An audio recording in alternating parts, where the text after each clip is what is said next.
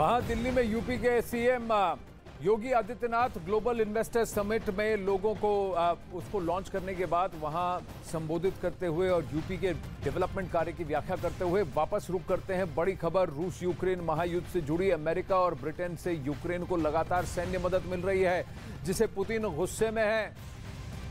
Ukraine के गृह मंत्री के सलाहकार ने दावा किया है कि रूस की मीडिया में अमेरिका और ब्रिटेन से सीधे जंग की मांग उठ रही है। दोनों देशों पर मिसाइल अटैक की बात कही जा रही है।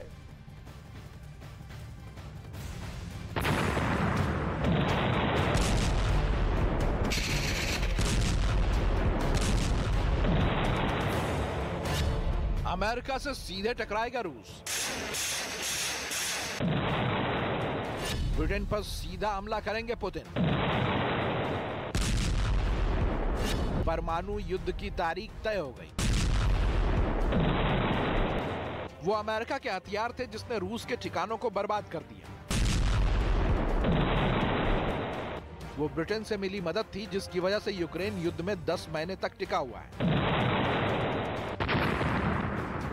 वो नाटो देशों की ताकत है जिसकी बदौलत जेलेंस्की की सेना हुंकार भर रही है।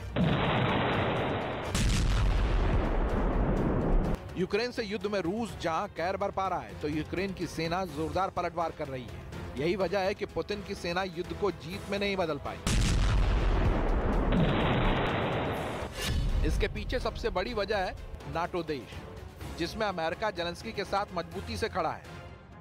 ब्रिटेन, फ्रांस जैसे देशों से लगातार यूक्रेन को आर्थिक मदद मिल रही है, जिनकी बदौलत जेलेंस्की की सेना डटकर युद्ध के मैदान में खड़ी है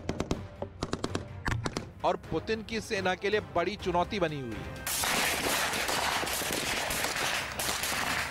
अब खबर है कि अमेरिका, ब्रिटेन और नाटो देशों से यूक्रेन को मिल रही मदद से पुतिन भड़के हुए हैं। रूस की मीडिया में मांग उठ रही है कि अमेरिका और ब्रिटेन पर सीधा हमला होना चाहिए। यह दावा यूक्रेन के गृह मंत्रालय के सलाहकार ने किया, जिसमें बताया गया कि रूस की मीडिया में अमेरिका और ब्रिटेन को सबक सिखाने की अपील की जा रही है।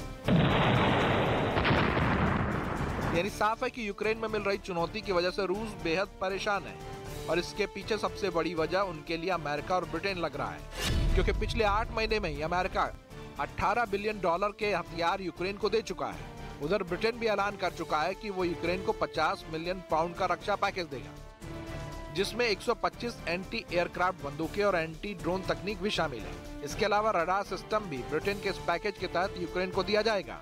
नाटो देशों से यूक्रेन को मिल रही मदद से रूस इस कदर भड़का हुआ है कि वहां अब अमेरिका और ब्रिटेन से सीधे जंग लड़ने की मांग उठने लगी।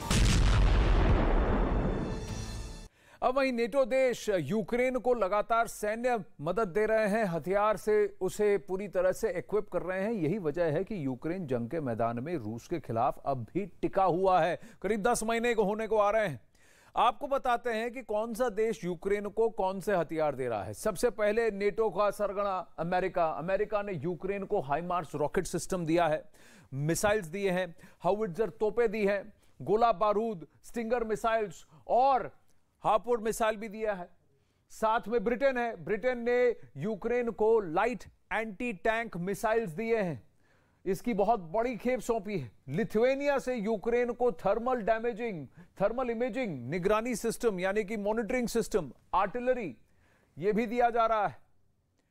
पोलैंड ने यूक्रेन को mortar, multipurpose armed personal vehicles और हेवी मशीन गन्स दिए हुए हैं। युद्ध में फ्रांस की तरफ से यूक्रेन को एंटी टैंक रॉकेट लॉन्चर्स मिले हैं। यह फ्रांस की देन है। 2022 से शुरू हुए युद्ध के दौरान तुर्की के ड्रोन से यूक्रेन ने रूसी सेना को भारी नुकसान भी पहुंचाया है, तो तुर्की से उसे ड्रोन्स मिले हैं। तो इस तरह की मदद नेटो देशों से मिल रही है, बावजूद इस बात के कि यूक्रेन नेटो का हिस्सेदार नहीं है।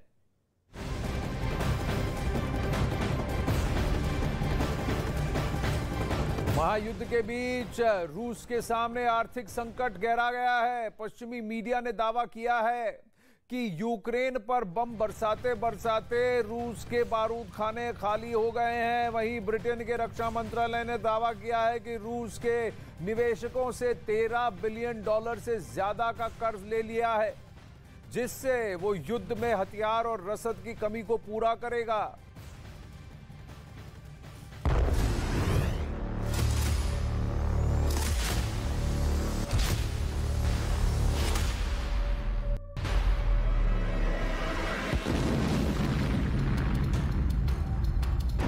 जंग के इस मैदान में रूस ने अपने सबसे घातक हथियारों से यूक्रेन की जमीन को छलनी करने की कोशिश की। मिसाइलों की बारिश कराई, टैंकों की धमक सुनाई और बारूदी धुएं का यूक्रेन में बवंडर उठा दिया।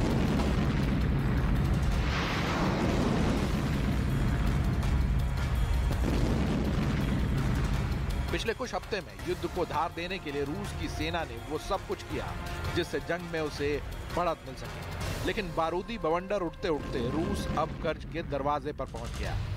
इसका पता उसे 10 महीने बाद लगा। ब्रिटेन रक्षा मंत्रालय ने दावा किया कि रूस ने यूक्रेन से लड़ने के लिए निवेशकों से $13 बिलियन से ज्यादा कर्ज लिया है। महायुद्ध के बीच रूस का ये अब तक का सबसे बड़ा कर्ज है।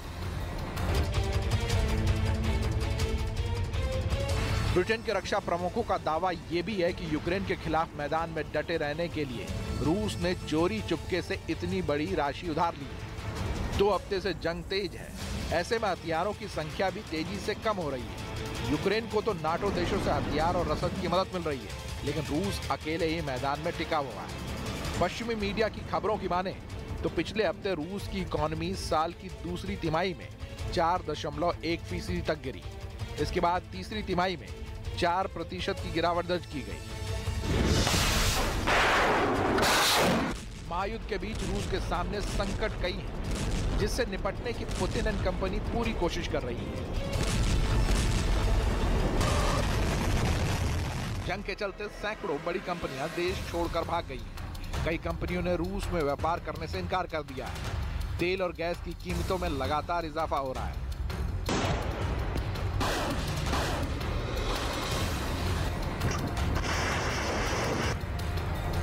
ये इशारा करता है कि यूक्रेन से लड़ते लड़ते रूस का बारूदी खाना भी खाली हो रहा है और खजाना भी कम हो रहा है।